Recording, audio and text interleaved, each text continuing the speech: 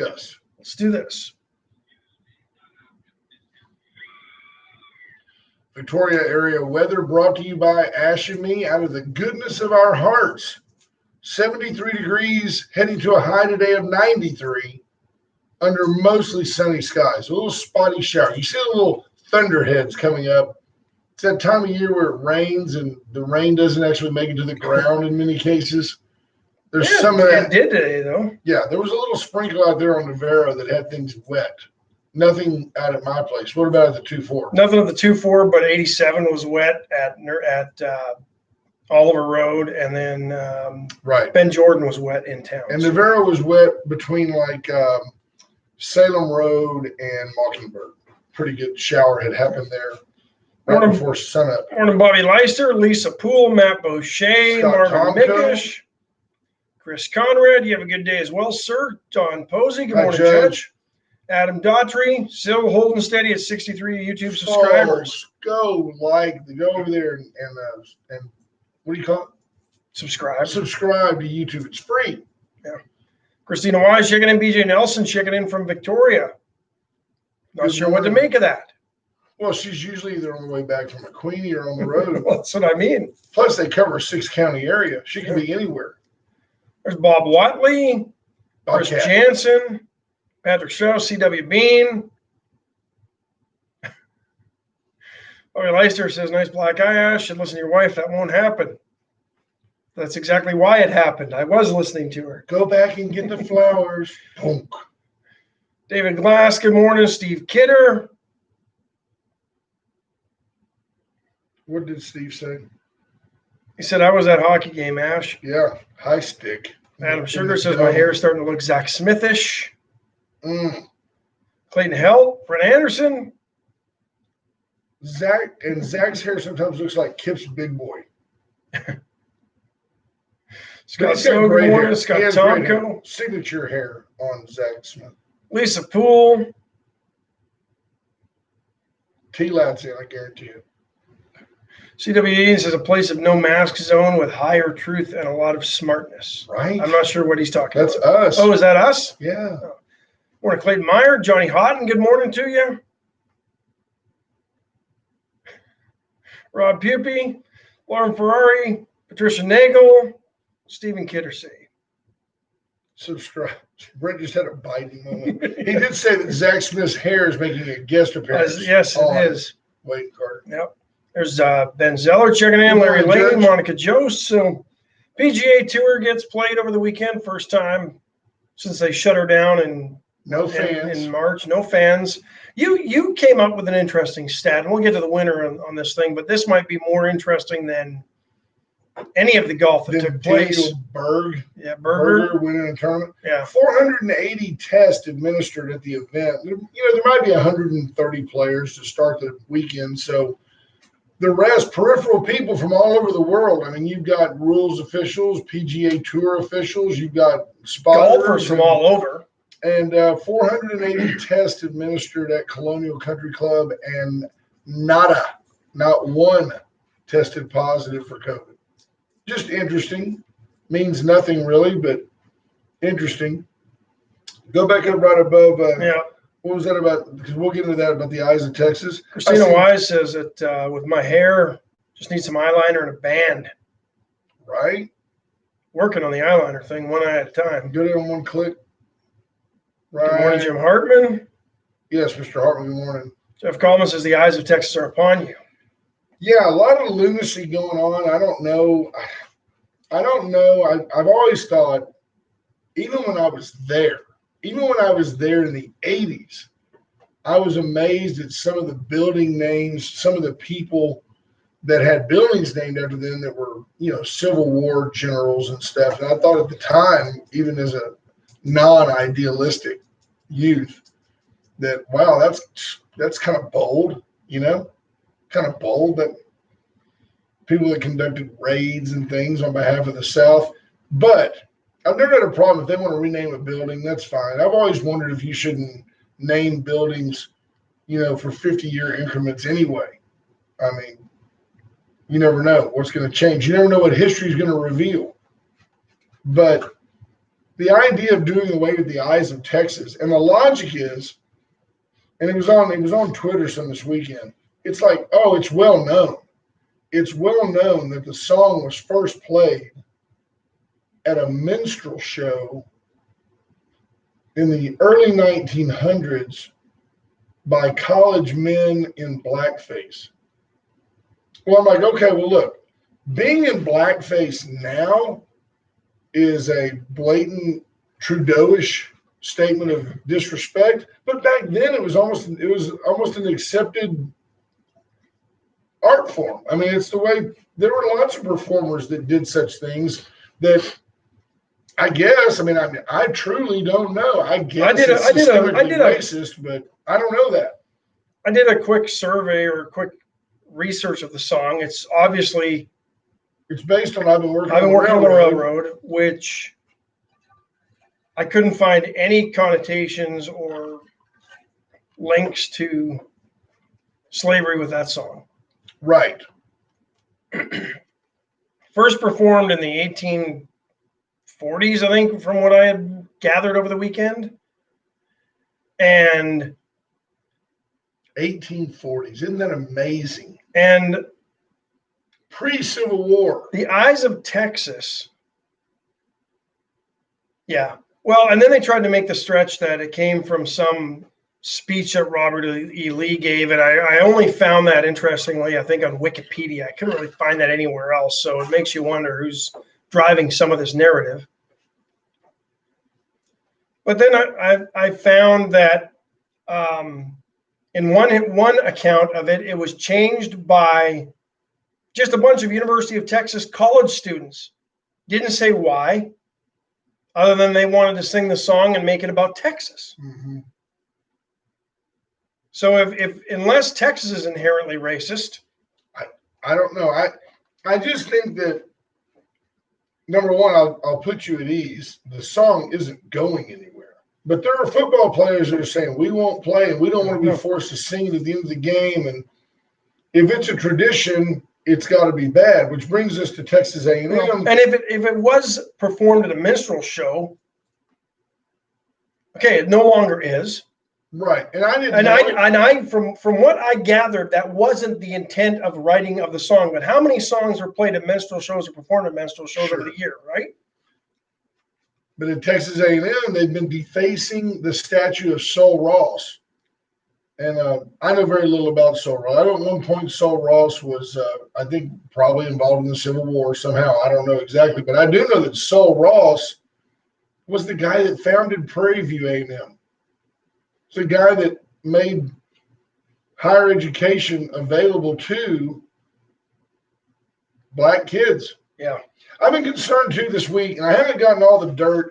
I'll tell you that I reached out, I messaged, I sent a friend request to this Lisa Ruiz, the lady that's been helping coordinate. Miss Pickens, I give her a pass. She's just kind of lost. But this Ruiz lady is an organizer. She's serious about what she's doing. She's 41 years old. She's not from here, but she organized the Black Lives Matter deal and was an organizer and is instrumental in trying to get this statue taken down, although apparently she got some heat over that and decided, well, I didn't want all this attention. I just wanted to come in and change your town. I found it interesting that now the comments run the full gamut that I've read some of her posts. She says, hey, it's becoming disruptive to me and my comrades. I've been told that she was part of the La Raza movement, which is La Raza Unitas is kind of a throwback to, this is all really still a part of Mexico and yada, yada, yada. Political extremism is the nicest thing to say about it. So I am hopeful that at some point Ms. Ruiz will call and put me at ease that she's just really a kind-hearted person who has the greater interest of Victoria at heart and not a hardline organizer of disruptive activities. But I haven't heard. I've reached out several times through several media. And we'll see what happens if I get a call. I'm not thrilled with what I'm seeing so far. Rena Scherer checking in. There's my beautiful wife, Cheryl. Cheryl, good job. That left. I mean, he's got to learn to dodge the left. Ron Koshin, good morning to you. Saw Ron Saturday night at Schrader Hall. Marty Stockbauer checking in. There's Jake Dubb. Sky Sanchez. Doing an auction. Ronnie was there, taking pictures, kissing babies. Sheriff Lauterbach checking in. Jeff Coleman. Andy Rhea Jr. Hello, Sheriff. I saw our buddy, Casey, at Schrader Hall. Which Casey? I know a few the Caseys. Guy that we had here. Oh, yeah, Casey. Yeah, Casey. Super nice. Good. The hall looks amazing. Now, they've gone in and on the sides, all that woodwork, it's all been freshened up, painted white. The place is awesome. I know they took the tinsel down off the. Yeah. I can see some of that maybe going back up, because I liked it. Eventually. But it's it looks probably good. Makes it feel like you had a little more headspace in there. It's a little claustrophobic on the wings. A little close over there. Tom Price, good morning to you. Did T-Lat make it in? I always have to check on her. She's up there. Go to your 29 watching now. Yeah. Let's see who's up there. Iceman is in. There she is. Good morning, sweetheart. See who else we've missed on there. I think Michael Jolly, Paul Ebner. Clay Tunmeyer. Jim Simpson. Hadn't seen him yet. Catherine Imes, good morning. I think we got everybody now. What did Larry Lee say? It said something about growing up in New York. So it was interesting. Growing up in New York, The Eyes of Texas was a song that we sang about Texas at that time. Didn't know it was the Texas fight song. I have to tell you something. We don't do it here. I didn't know it was a Texas fight song either when I first heard it. We make a point not to do it here. It is not a habit we want to get into. But happy birthday, Jim Simpson. Jimmy lost an uncle over the weekend that he was close to. His Uncle Dan passed away. Condolences to you, Jim. Yep. Great guy. Jimmy's a great guy. So happy birthday, Jimmy Three Cheese. T-Lat says she is in. Adam Dodger says, President A.J. Lauterbach of the Republic of Texas. I don't have no problem with that. The sheriff dismissed that. I had an opportunity to throw that to him. He dismissed that and said that he was quite proud just being an American. Yeah. And in paraphrase, just wants to get America back to being American. We've got some crazy times going on, people.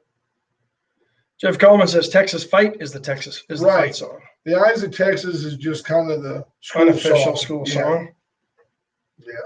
I don't think it's going to change. I think it's, I don't know. What does Texas Fight sound like? Is it kind of like a doom and gloom, slow? No, it used to, so the chant was like one side of the stadium yells, Texas. The other side says, fight. Texas, fight. But it's Texas Fight, Texas Fight. Is it upbeat? Oh, yeah. It's very 1920s. It's not an alma mater type of funeral procession type song. No. Okay. For we are the fighting Stingarees. So stupid. We did it. Yeah. Some of those just sound like they belong at a funeral, and I'm like, why would you? How's this supposed to get me pumped up for a football game? Doesn't do it. It's kind of like going to Methodist church. We're gonna sing again. Stand up. They take all the like the Baptist hymns and just slow them down a little bit. And everybody's like going half count or quarter count. Amazing grace. At least a half count. There we go. Jody Pickett checking in. There was one that we sang, and the melody reminded me of when you remember that real melancholy music on the Brady Bunch when things were going bad for one of the kids. Yes, it was almost like that, and so I would start singing. I would change the hymn and start singing the Brady Bunch theme, and I'd get an elbow from Cheryl. Beautiful. That's beautiful.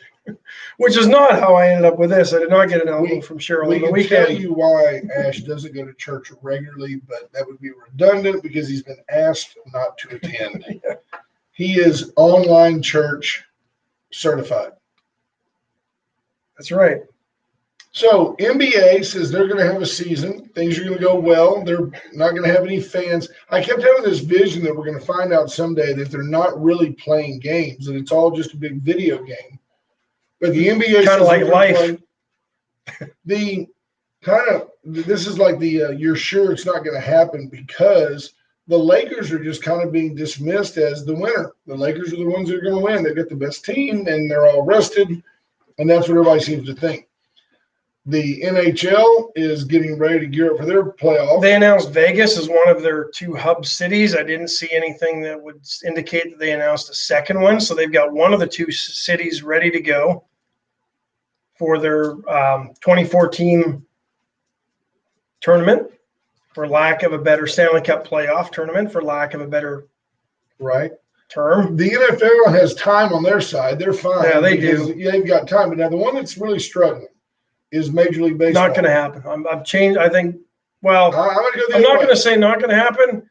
I'm going to say it's about a 30% chance that the Major League Baseball season gets played this year. I think it's going to break this week. You've just got there's a bigger issue at hand, and 90% of you don't really care, so we won't dwell on it. The bigger issue at hand is the inherent distrust. Probably have more viewers that care about what the NHL is going to do than Major League Baseball. That's true. And we welcome in our tremendous group of listeners from the Calgary, Alberta area, from Western Manitoba, from Newfoundland. Seattle, excited about a new hockey team coming. What are they going to call them? The Loiterers? Haven't said yet. The Seattle Chazzes. Loiterers? Seattle Chazzes. Well, how about the problem with Major League Baseball. Major League Baseball is that the Players Association, partly for good reason, inherently doesn't trust ownership. Yeah. There are too many revenue sources in baseball. There's too many, basically, congressional protections of baseball ownership, and they don't believe when the owners go, "We're losing money," the players are going, "Prove it." And the owners say no, and the next thing you know, they're at odds. And that's the short version of it. Losing money, but there's no shortage of people lining up to buy Major League Baseball franchises anytime one's available. And they never sell for less than they did the time before. No. And they never, ever pay any players less than what they paid them the last contract. Right. It's always more money. Yeah. So. And now with trillions of dollars in the economy, things are looking great. Look at that. We're huge in Ontario. Jody picked a chicken in from Ontario this morning. Good morning, Jody. Yeah, we wear a lot of Adidas now. Adidas was my protest brand when I got tired of Nike, which leads me right into, I'm going to tell you something I think is going to happen, and I'm okay with it. Circumstances have changed, and I believe you're going to see a solidarity of teammates that lead to both teams kneeling before the anthem at an NFL football game. Now, if the NFL was smart, if the NFL had any snap at all they would say is this: out of respect for the players, out of respect for our fans, and out of respect for the anthem itself, we're just not going to play the national anthem at a football game. There's nothing about the national anthem that needs to be played at a football game. Why? Why do you play the national anthem in an NFL game? I don't get it. I don't. I'm not sure. Sort of started coming to practice in the 1950s with communism. Yeah, it was all part of the Red Scare, and it was all a big patriotism deal. Well, if we're going to be unpatriotic and use the anthem as a way to just, basically disparage our country, then just don't play the anthem. Don't walk your dog down the street with the loose dogs. Don't do it. I think Major League Baseball, I don't think it was until the mid to late 60s that the national anthem was even played regularly before games. Sundays, maybe July 4th, Memorial Day, something like that. But it wasn't a regular occurrence until about the 1960s with Major League Baseball. And even then, the Kaufmans in Kansas City held out until the 70s, and then public pressure finally forced them to say, okay, we'll play it before every game. So what would happen, and how would you be offended if the national anthem wasn't played before an NFL game and if the NFL made an announcement before the game that said NFL players would like to bring your attention to some social injustice that's going on, we hope that you'll join the players in a moment of silence before the game. The players all take a knee. Everybody remembers the great citizen that George Floyd was, and then we move forward. How could you be offended by that? You can't. Just a moment of silence. Heaven forbid you say, let's just take a moment of prayer, prayerful silence, and pray for our country. Thank you. Let's play ball. That's it. Well, the only good thing about, not the only good thing, but one of the good things about the anthem is when it's still playing, I haven't missed the kickoff. Well, that's as I'm walking up to the stadium. Hurry. Yeah. James Kerr says nope and nope. Jody Pickett says no. I tell you what, though, Jody's a Canadian. I know, and there's nothing more bone-chilling as a Canadian and get the hairs on your neck than hearing the anthem before a hockey game and the entire crowd is drowning out the singer. Hearing the national anthem of Big Brother just to yourself, who's got your six at all times. Well, okay, I just do that as an option. That if your goal is to protect the national anthem, just put it back in the box. And I don't look at that as like, oh, we're letting the bad guys are winning because we don't play the anthem. I don't feel that way. Jody Pickett says it unites people. I think it did. It's dividing people now. Seems to be. Adam Sugar says he's not offended. The NFL just doesn't matter anymore. Well, I agree with that too. The NFL, and this is why I brought it up. The NFL ratings, they didn't just like take a little hit. NFL ratings plummeted as people in the terms of millions of people quit watching TV, quit watching it. Time healed some of those wounds. They came back. They came back this last year. They're still not where they were when people walked away en masse following the whole Colin Kaepernick issue that started the NFL's problems with TV. People are saying, give Colin his job back. I'm like, dude, the guy's 40 years old, hasn't played in 4 seasons. We don't need him back. They tried, remember, and he didn't want to play by the rules of the teams that were trying to work him out. Right. So, if you recall, the Olympics don't play it. None of the national anthems are not played at the Olympics until after the medals are awarded. When you're on the podium getting the gold medal, then they play the winner. They play the anthem of the winning country. Yeah. I know the World Junior Hockey Championship, they play the national anthem after every game of the team that won that game. They don't play it before. See, I have no problem with that. I'm not sure what soccer does. I don't believe they play the anthem at all at soccer, ever. I do think that in light of all the craziness that we've endured the last couple of weeks, I think I could deal with someone kneeling at an anthem better than I could deal with somebody rioting and looting. I don't know. With you there. BJ Nelson says, let's take a break and then we'll delve into, because it's not pretty, folks. It's not. I'll put it to you this way. I don't know how much of it I want to tell either, because I don't want to scare off potential customers. Ash could have used Alan's wrecker service to pull him off that deck the other day. 578-6300. I didn't hit the deck. Alan's wrecker service. The deck. 578-6300. Alan, Janet, little Alan. I was going to say baby Alan. They'll come out and help you with whatever your towing need is, whether it's a car that just won't get from here to there. If it's a car you need to take to Corpus to give to an employee. If it's a big rig on its side, they've got a 75-ton crane. They have a huge fleet of huge vehicles ready to tow your vehicle where it needs to be. The VCS companies, Rocket Oilfield Services, and the only locally owned and authorized AT&T retailer, sold us that brand new iPad with a higher resolution megapixel camera. You might not have seen the black eye. You probably can't tell any better, but I can. I'm looking at the screen here. We have better video on our new iPad that we picked up this last week from the AT&T retailer. It's got a matte black finish. It's not blinding us the way the other one was silver. It's a good looking unit. Go by and get it. You can, I think we got it for like $5 a month with like a $20, recurring deal. It's easy. Go by and get it. You'll be glad you have one. They got great deals right now. SCT Building Systems, Clayton and Casey Help. 564-8864, the number to call for all your building needs. If you have questions, they can answer them. You want to find out what it costs to put something together? I saw them this weekend, saw them Friday night, and they're excited about the things that they're doing. They're getting more and more projects.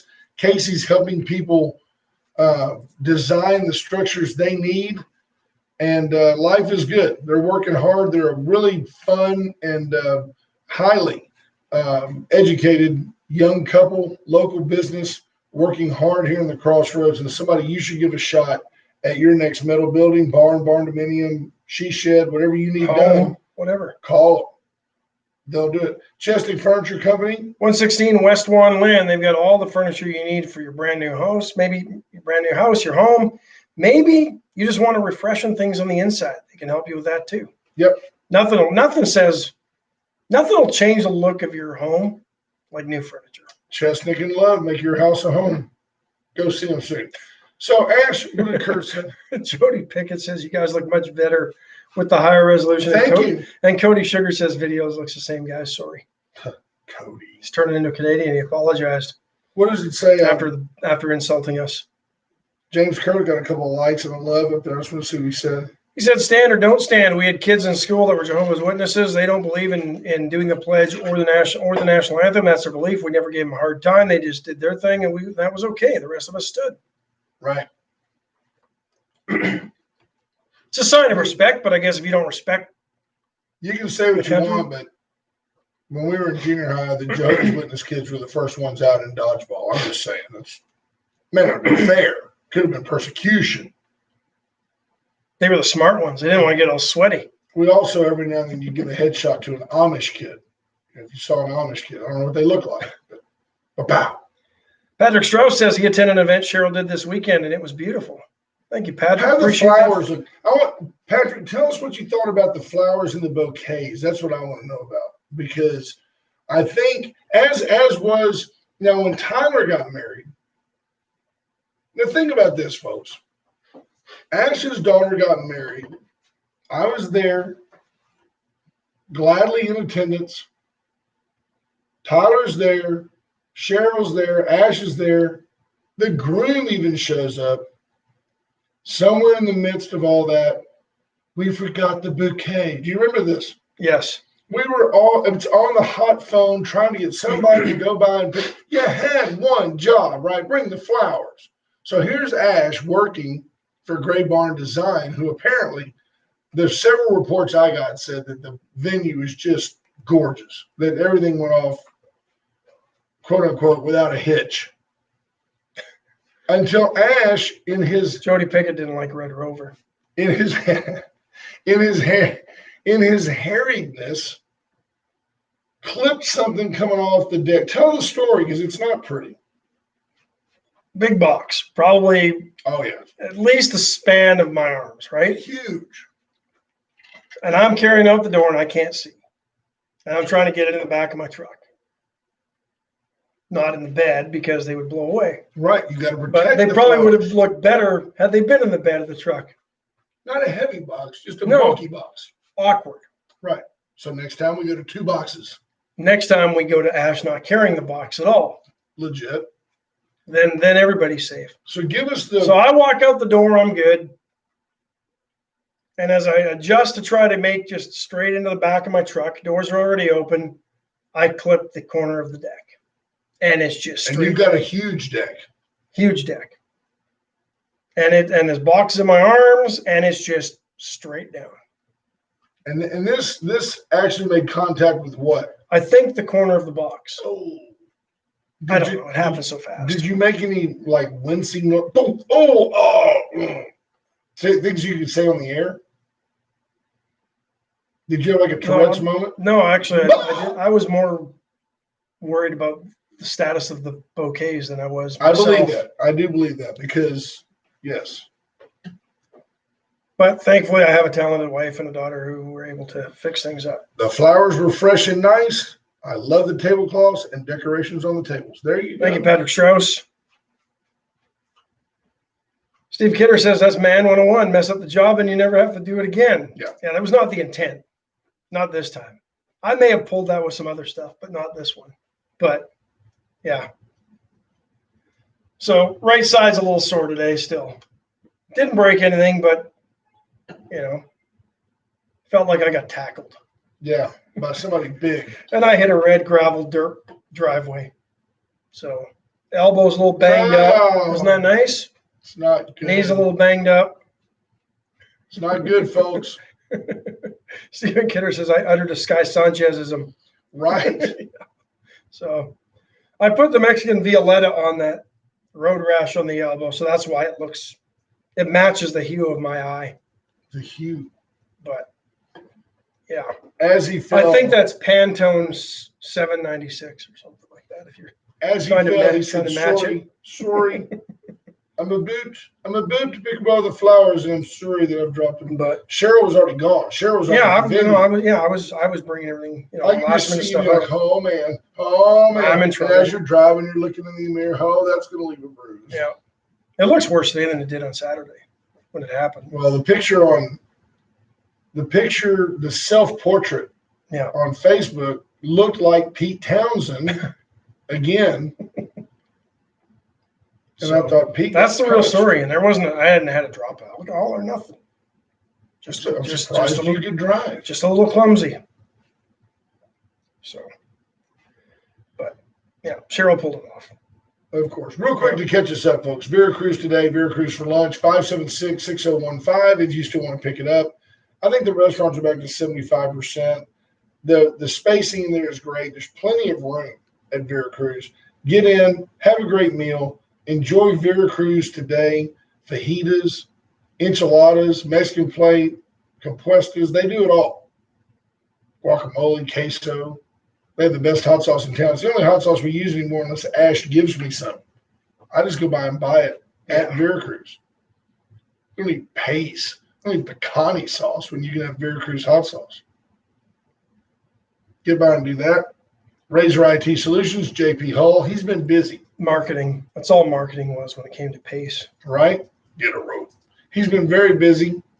He's been dealing with analytics, helping people's iPads talk to their Facebook, talk to their website, getting your paywall to deal with your accounting software through your website, that type of stuff, letting you know who's hitting your website trying to get in, go through your firewall. Where they're from? Yeah. I mean, I went. If they're trying to steal your data. It just says India, China, Russia, India. I mean, I've seen it. I've seen it with one of his big customers. He said, look at this. Didn't even tell me who the customer was. Almost like a HIPAA thing. It's not my business. But I saw what was on the wall. And he said, they've been getting pounded. People are trying to get in. And it was never like New Jersey. It was India, Pakistan, Nigeria. China. Yeah, for real. Hackers, professional hackers. Probably Quebec. A lot of scamming out of Quebec, Canada. Yeah, and Newfoundland. But they were coming in an hour and a half later. So it all worked for them. Go by and see them. Antonov dealership. Chevy, Cadillac, Mazda, Mitsubishi, all on the new side, all the gently pre-owned vehicles, all models and makes of service, all models and makes of sales, and paint and body shop. They can do it all. HatsAndOffer.com as well. Absolutely. Go by and see them. White Trash Services. Growing. Still here. 2,190 days later. Yes, not 6 years, folks. 2190. No. That's their celebration because they earn it every day, one day at a time. That's it. Sweet Jesus. That's all I'm asking from you. Can you see BJ Nelson sit on the front porch out there, white with a bandana? One day at a time. What was that lady's name? You can see her there, right? I don't remember who said Patti Smith, I think was her name. Oh, I thought she was with Scandal. No, she's married to that John McEnroe. Point. No, she's married to that guy, Marty Stewart, who was kind of a country singer, but his claim to fame was hanging around Roseanne Cash. Yeah, Marty wrote a lot of good songs. He did, but don't let him sing them. No, he sang a few. He's all right. But he's married to that lady who's old enough to be his mother, kind of like Dawn, you know. I was thinking, I thought the Kendalls sang that song. With the pan flute.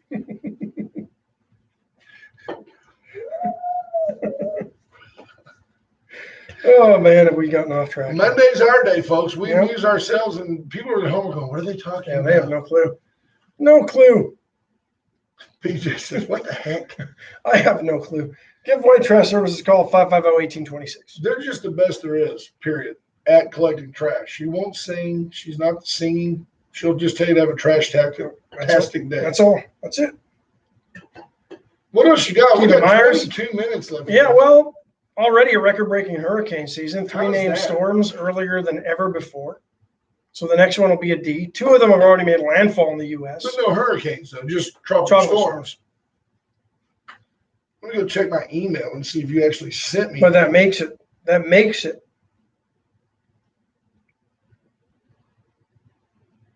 Trying to find here some of the interesting tidbits I saw on this over the weekend with the hurricane season, because it's record breaking already. Like I said, 3 named storms. We blew through 2 of them before the start of hurricane season officially. Yes, right. Arthur and the one that started with a B. Yeah, those 2. Bertha. And then we had a Cristobal, which came up out of the Bay of Campeche and straight up through Louisiana. The good thing was I couldn't find the Bay of Campeche on a map. They didn't linger, but they did. 2 did come ashore in the U.S., which is earlier than that's ever happened. So, or since, and I think we're at 3 named storms earlier than ever before. The last time it happened was 2016. Calgary got absolutely hammered Saturday night with a freak thunderstorm, and it dropped massive amounts of hail. Saw pictures. Streets it looked like Hurricane Harvey aftermath. Cars were up to their roofs and water on some of the roads. In Calgary? The hail, I guess, just it dammed up the storm sewers, right? It was that big? Saw some of them golf ball size. But it looked like somebody took a machine gun and sprayed the side of houses. Wow. Siding was damaged. Paint was gone. I mean, that's what it looked like. Somebody just took a gun and. There's going to be some aluminum siding. Hey, yep. Aluminum siding. Yep. So there's Byron Burris checking in. Now, Byron Burris has a good program going on. Let me tell you. I see Lori Burris. I see her at Academy buying stuff for the kids. Dawn and I saw her Saturday. I see her at Sam's. Byron's nowhere to be found. Byron's got his program running to where he's like home playing Xbox or something. I don't know how he does that. I'm either the guy at Sam's by myself or T-Lat's dragging me out there. When T-Lat goes, we only need a couple of things, like I'm able to call Ryder to get a truck. Well, see, somewhere along the way, Byron screwed it up so bad that he's not allowed to go back. And what did Sky Sanchez talk about? Did she drop any F-bombs? No, nothing there. No. What did she say? I would love nothing more. She's talking about Veracruz? Yeah, but she's on a high food restrictions. No spices, no carbonation, no alcoholic beverages. No sugary snacks. You're acidic fruits and veggies. You're not even Hispanic. Sucks all the way around. That. Yeah. What are they trying to make you? Irish? No, you can't have any booze. Just potatoes and potato vodka. No wonder she has a Tourette's moment every now and then. We can forgive you now. That's right. Water, no ice, no lemon. Wow. Please. Yeah. Can I have some lukewarm tap water, please? Well, that's all you get down here this time of year. Right. Wow. That's a saving grace for most people. When energy bills go through the roof because it's costing more to cool your house, you're not having to heat your water in the water tank because you can just turn on the water out of the tap and have a warm shower. By the way, when your energy bills go through the roof, that's the time to reach out to the Generac folks at Win Electrical. Win Services will come out and put solar panels on your house, and the next thing you know, you got the grid going backwards. You can save the juice in their Generac battery pack. The G-Rack battery pack. Come on. You can do it that way. Lord. It'll run your appliances. You didn't get much sleep last night, did you? No, I didn't. No, that's good. I'm glad to be back. We missed you folks over the weekend. Some of you I saw Steve Kidder Friday evening. That was great.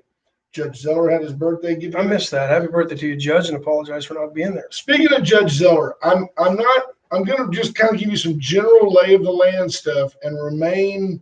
Are we going to finish a break, or are we going to? No, that was just, I just threw that in because in. it was timely. Okay. It's just part of our conversation. Right, okay. I'm a little concerned about the ramifications of what's going on in Commissioner's Court today. And have not talked to Judge Zoller about this specifically, and or have not also talked to Gary Burns about this specifically. So I'm just going to give you my overview thoughts. Forever, for a long time, since Dennis Patillo, in just a conversation, mentioned that it would make sense for the county to do a forensic audit. When this is all done. After this is all said and done, I'd like to go back and look at it forensically and just see what we could have done better.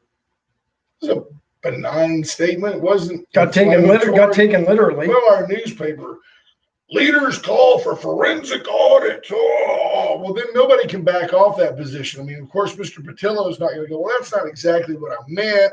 And the judge and the commissioners aren't going to say, well, we're not going to do that. So ever since then, they've been talking about how to have an audit, who should do the audit. Kevin Yannick and his team did a bunch of work. And then that's been questioned, well, was that a blank check to do all the work, which it was not. And then now it's become. There was more work piled on of the duties they were already doing for the same pay that they were already doing. Yeah, they didn't get paid any more to do all this work. So now we're at the point where they brought in, and it doesn't matter, it's like BDK, BKM, BLT, it's BLT Accounting Company has been brought in. BDK. Whatever. I mean, who cares, right? Who cares? It's an accounting firm with great reputation. Well, they came in and they said what made sense to me and Ash. We can't tell you what this audit is going to cost because we don't know what we're going to turn up. And every page we turn could lead to 2 more. And they can't even narrow it down. Although this is what they do for a living, it's what they do. They can't narrow down and say, well, the most it will cost is $250. They can't do that. Well, we just don't know. We don't know. It's a big deal. Yeah. Kevin Meyer says you call those after-action reviews rather than an audit. Right, but after-action review doesn't have headline gripping, importance. You have to call it a forensic audit because when you say forensic, I think death. It doesn't drive a talking point through an election cycle. Right, there you go. So now they all agreed, and nobody caught this at the time. Everybody, because Gary Burns was the one that was saying, oh, Ben, I think we might have made a mistake. You'll recall that Mr. Burns brought in, I called the Texas Rangers. I didn't mean to do it, but I just got steered that way, and the Rangers came in. And, of course, the Rangers went back out. That doesn't matter. So they said, okay, Gary, this is your ball of wax. You roll it up the hill. So Gary's the one that helped find these folks at BLT Accounting. And Gary's the one who had to report that they couldn't really give him a good deal or don't know what the deal is. And they still want to talk about it. But I agree.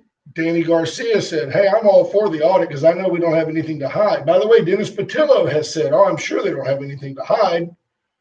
But the other day, he was quoted in The Advocate as saying, but if you did have something to hide, wouldn't the greatest way to get rid of it be to say, it's too expensive to do? So this is all of it is politics. James Kerr says audits are already done annually as required by law.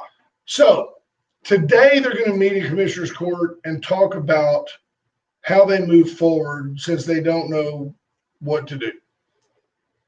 Here's the interesting. I think you just have to go forward. Right. You've committed to doing it, and damn the cost. Because here's the other thing. BDK says, well, they can walk away whenever the county can walk away from this contract whenever it gets to a certain, whenever they feel that, they've spent too much money. They're just like lawyers. They're going to drag it out and drag it. We can do a $100,000 draw, drag it out to make their money. And if you don't get a final product, they don't really care. As long as they get paid. Yeah. So, and I joked last week that, well, hey, Burns has all that money sitting in his account. Why don't we just take it out of there? You can't reappropriate road and bridge money. And I knew that, but I was kind of being tongue in cheek. It just shows you. I don't know. I do think though that politically. Well, but you know what you could do? Next budget cycle coming up, since all that money's sitting there in reserves for road and bridge, you just don't give any road and bridge money, and you take Although I think it's from certain taxes, so you probably can't appropriate it anyway. But yeah. Yeah. But at any rate, it's a big deal, and it's. I don't know. James Kerr says there's surplus money in Precinct 3 surplus budget. You just never. He might know. He ran for that office. But you just never read that. Oh, by the way, there's never a little asterisk at the bottom that says, "Oh, by the way, this is all politics." Because we've already. I mean, so much. I don't know how many more ways we can sit here and dissect this thing. No. None that are interesting to our listeners. I know that. No. Spiraling like an altimeter on a plane that's crashing right now. Yep. Would that be an altimeter? Yeah. Adam Doddridge sums it up well. Yeah. I love that. What? Someone's about to be arrested. Oops, we're spending too much money. Stop the audit. That's kind of how it's going. Right. Geez, somebody might have done something illegally. Well, what gets me is you've got everybody saying, everybody who's requested the audit, save the newspaper, has said, oh, I don't think they did anything intentional. I don't think they did anything illegal. I just think that we need to look at it and see if there's better ways to do it. In the midst of all this, the judge has proposed things like a purchasing program and all that, which is kind of like universally opposed by the commissioners. They're all, oh, don't tell us how to spend our money. And at the same time, they're calling for an audit. It's. I just want to hear. Can't have it both ways, really. It's like a Benny Hill theme. Yeah, it's craziness. Today's a great day to go Uncle Much barbecue, folks. Get in there, brisket, ribs, sausage, chicken, ribs, turkey, ribs, all the side dishes. Pick it up, get it, get out. That's what they want you to do. Load it up. We'll go in. Great barbecue sauce. Yeah. Great sides and accoutrement. Uncle Much barbecue, from the Arterberry family to yours, is just the best barbecue in the region. Get by and get it. Guaranteed. You'll be glad you did. Gray Barn Design. We've chatted that up this morning, but 920-6803. Your next event, you need Cheryl's input. She'll talk to you for free. It's not that retainer deal. Give me $500 and I'll talk to you. Give her a call. Tell her what you want to do. She'll say, I've got some ideas. She might tell me, like, I don't have any ideas for that. That's a dumb party. I'm not doing it, Brent. But I think she would tell you, hey, that sounds like fun. What if we did this? What if we did that? No, she'll straight up tell you, well, I don't think that's a good idea. She's good at it. Because of this. She's a good eye for that stuff. Unlike me, who's down to one good eye. You'll be okay. I will, I know. Did you put some ice on it? No, it didn't swell. Just bruised. You're kind of proud of that, aren't you? Come on. Took me back to my boxing days at Wazoo. I still can take a punch. By the way, if you need help with that, for example, this is a classic workers' comp issue between Ash and his employer, who happens to be his wife. Reach out to me, GSM Insurance. I think she's got insurance. Yeah, I can take care of it. Great. You'll sue her. You'll both retire, and I'll lose my job. There you go. That'll be great. That might happen. Keep it up. Yep. Benny Hill and Mel Brooks. You're right. Yeah, we sure could use some of that. Yes. Absolutely. What else? Well, and this is where we get a little serious. And another police shooting over the weekend, Friday night in Atlanta. You said this video bothered you. Rayshard Brooks. Well, and a few things. I mean, because from what I saw and the narratives that are being spun on all sides of this, and I'll walk you through what I saw in the video. And the interesting thing is, if you get on Twitter, you can see a lot of stuff. Like you wouldn't know. The narrative out of the Chaz in Seattle is, oh, it's a peaceful protest. We're just here singing Kumbaya and right. Sitting around like a 70s or 60s love-in. It's kind of s'mores. Yeah. I mean, that's what they want you to believe. Yet there's some very, very, and I call them brave, because they're going in there taking undercover footage of this stuff and posting it on Twitter to their own personal safety, putting at risk their own personal safety. And they show a completely different picture than what the mainstream media is trying to portray of this Capitol Hill Autonomous Zone, which they've now renamed, I think, 3 or 4 times, as often happens when you attempt a coup. You got to wait till you find a name that sticks. Right. Right? And all you have to do is go on Twitter and look at the video that's coming out of there to get the whole picture. And that's leading up to my point with this is... I was about to push the button. Yeah, I know you were. I'm on your side. But if you only look at the clips from what happened Friday night in Atlanta, you would not get the whole story. So I'll walk you through it. And I know some others that are listening have seen it and can probably chime in as well, or maybe give us a call, 361-575-9509, if you've seen it. The video starts with police showing up to a car parked in a Wendy's drive-thru, not moving. Knock on the window, knock on the window, knock on the window, no response. I think 4 knocks, they finally, and the doors magically unlocked, which surprisingly. But Rayshard Brooks is in his vehicle and is obviously passed out. Took some rousing to get him. So they asked him to move his car nicely. Don't you hate when that happens, though, when you pull into a Wendy's late night thinking, I'm going to get this whiskey sponge. It's going to save me. Yeah. And dang it, you fall asleep in the drive-thru. Yeah. That's not a good look. So he goes and moves the car, asks him to step out. This whole part is cordial.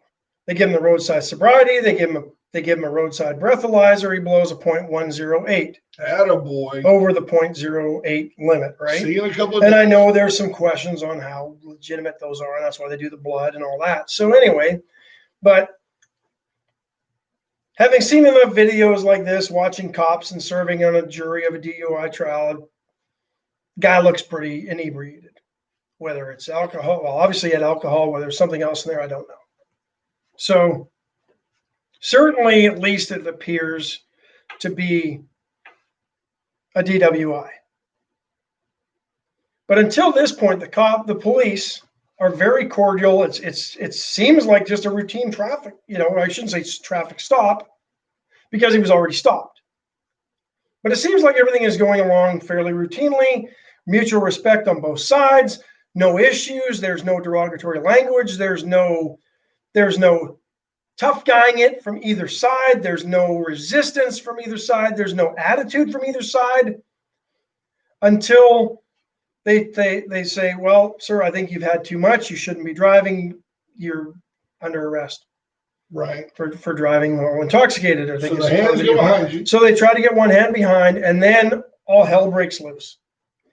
He bucks forward, about the same size as the police, if I recall the video. I only watched it once.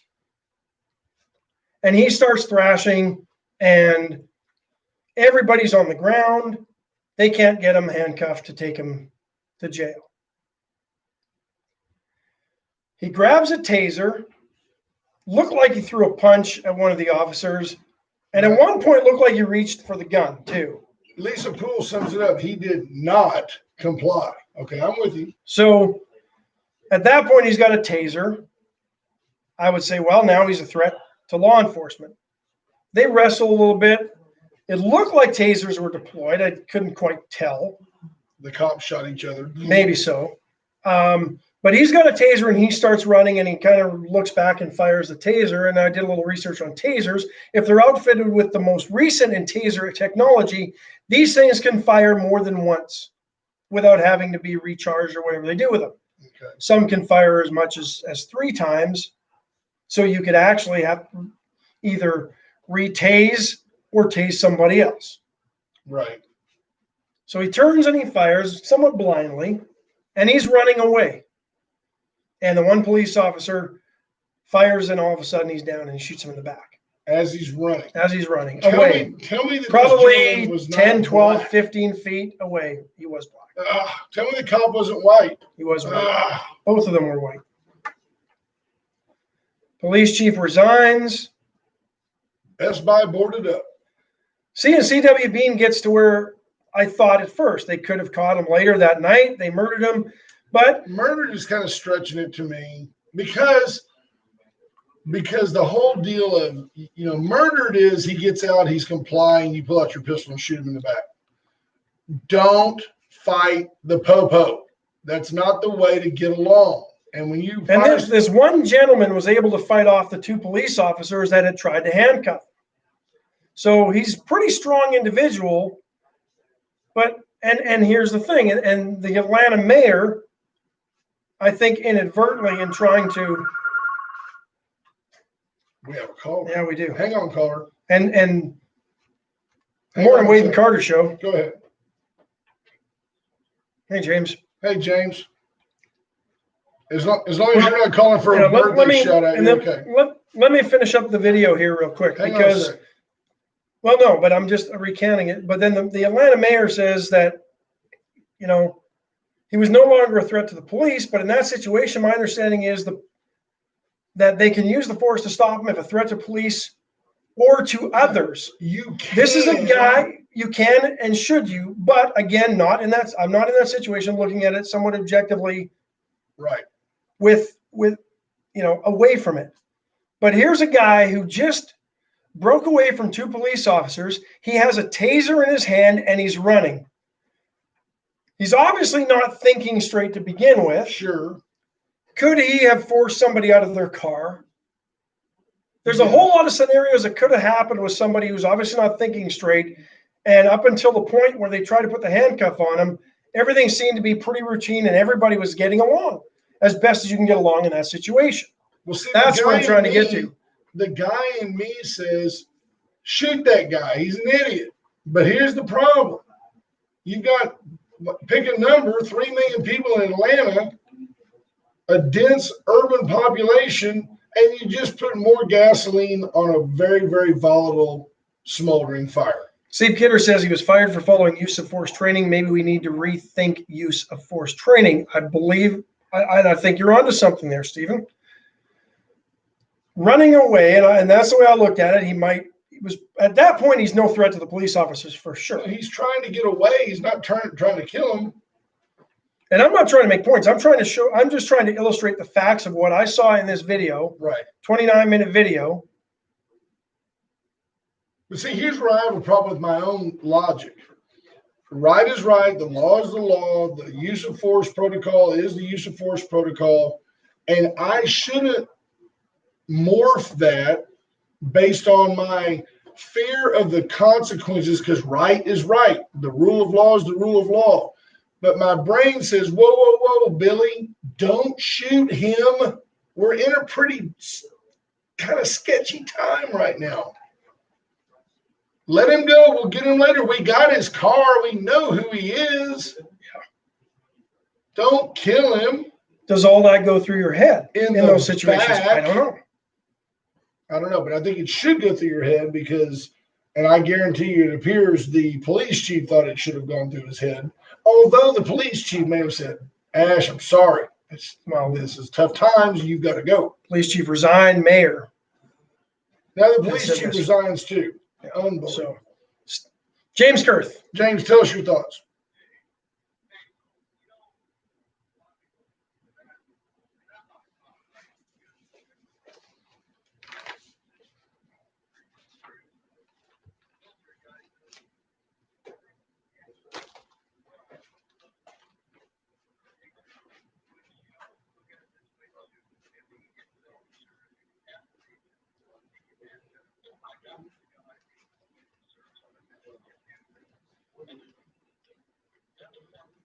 He could. I question that since he's running away, but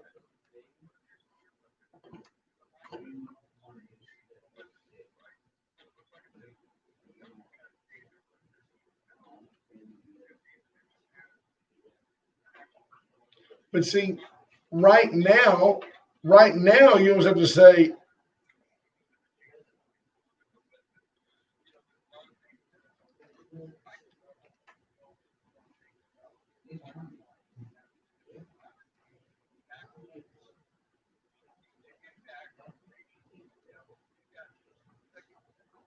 yep, I agree. And my deal is to support the officer, but I think the police forces are having that conversation every day. I guarantee you, in the bigger cities, don't shoot that guy if you don't have to. But we're getting to a point now where are we to excuse behavior?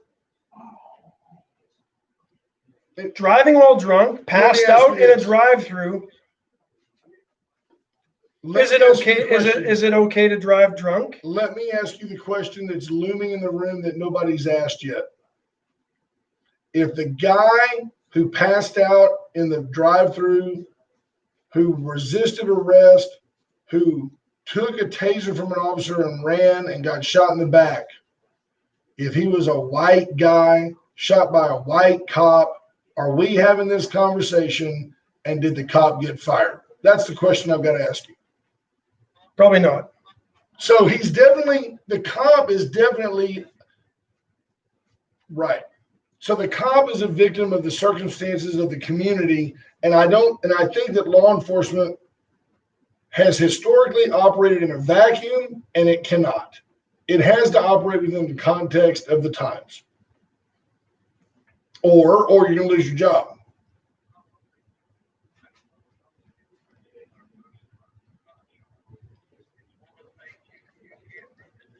That's right.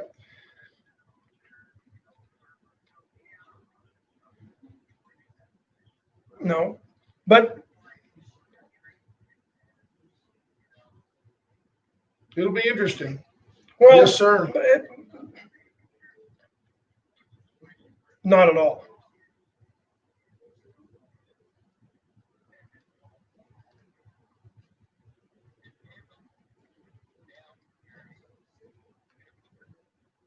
Right.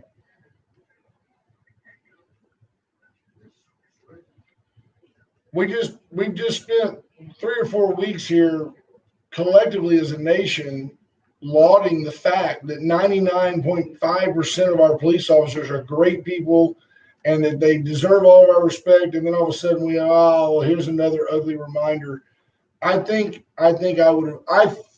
hope I would have let the man run and said, we'll gather him up later. Because when the chief says, why didn't you stop him? He was a threat to society. Because I didn't want to shoot another black guy in Atlanta. That's why I didn't do it. No.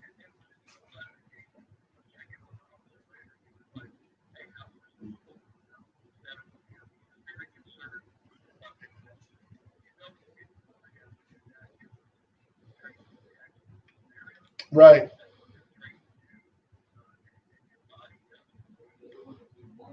But you know what's bad for me is before George Floyd, and look, George Floyd is just the most recent nationally glaring incident of things going wrong. But before George Floyd, I would have said, good riddance, man. The guy's drunk, resisting arrest, stealing tasers, fine.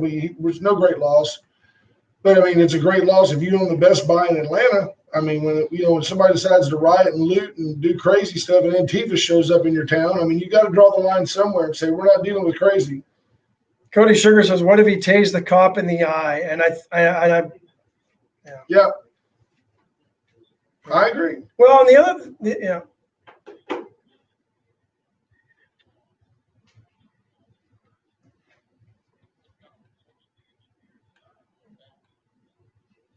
Yep. Yeah. Thanks, James. Appreciate it. James, love you, brother. So somebody be tased in the eye like your eye. Yeah.